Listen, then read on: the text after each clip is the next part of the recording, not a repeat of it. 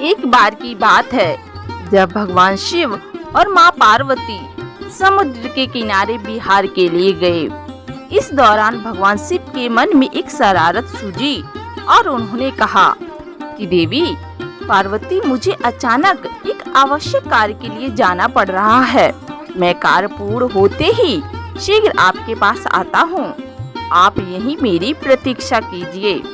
असल में भगवान शंकर माता पार्वती को परेशान करना चाहते थे।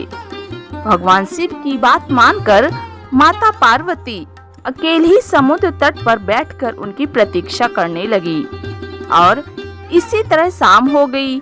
उस दिन तीज की तिथि थी। जब रात तक शिवजी नहीं लौटे तो माँ पार्वती ने समुद्र तट पर ही रेत की शिवलिंग का निर्माण किया और आसपास उपलब्ध पूजन सामग्री से शिव जी की रात भर निर्जल और निराहार उपासना की और व्रत संपन्न किया। भगवान शिव वहां सूक्ष्म रूप में पहले ही विराजमान थे और वो सभी गतिविधियों को निहार रहे थे। सुबह होते ही माँ पार्वती से समुद्र में रेत की शिवलिंग और पूजन सामग्री को विसर्जित कर दिया। इसके थोड़ी ही देर बाद शिवजी प्रकट हो गए और बोले कि हे देवी पार्वती, आपने कल तीज की तिथि पर मेरी पूजा नहीं की। पार्वती ने कहा कि भगवान, मैंने आपकी पूजा की है और अभी सामग्री विसर्जित की है।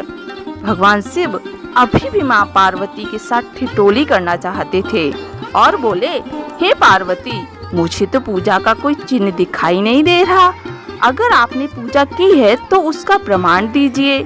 शिव जी की बात सुनकर माता पार्वती ने आसपास देखा और उन्हें वहाँ एक गाय खड़ी दिखाई दी।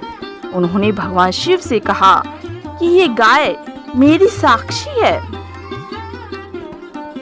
आज जब मैं पूजा कर रही थी तब ये उपस्थित थी। भगवान सदाशिव ने गाय से पूछा, क्या पार्वती ने पूजा की है? तो गाय ने ना में सिर हिला दिया। भगवान शिव ने कहा कि पार्वती, आप असत्य कह रही हैं। गाय ने तो गवाही नहीं दी।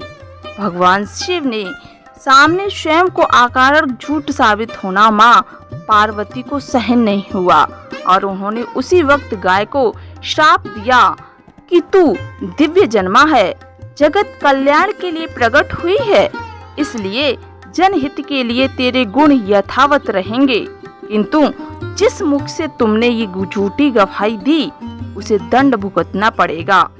झूठ बोलने के कारण ही अब झूठन ही तेरा आहार होगा।